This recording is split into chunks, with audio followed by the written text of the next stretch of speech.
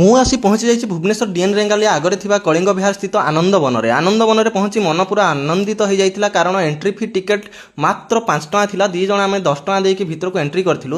ବାହାର ଖାଇବା ଜିନିଷ ଭିତରକୁ କିଛି ଏଣ୍ଟ୍ରି ନାହିଁ, ତେଣୁ ଆପଣ ଯଦି କିଛି ଖାଇବାକୁ ଚାହୁଁଛନ୍ତି ବାହାରେ ଖାଇବେ। ଆଉ ଭିତର ଭାଇବ୍ ପୁରା ଜଙ୍ଗଲ, ନ୍ୟାଚୁରାଲ ଜଙ୍ଗଲ ଭିତରେ ଗଲା ଭଳିଆ ମୋତେ ଲାଗୁଥିଲା। ପୁରା ଫରେଷ୍ଟ ଭାଇବ୍ ଥିଲା, ପୁରା ଦେଖିପାରୁଥିବେ ଆପଣମାନେ। ଆମେ ବହୁତ ଏନ୍ଜୟ କରିଥିଲୁ।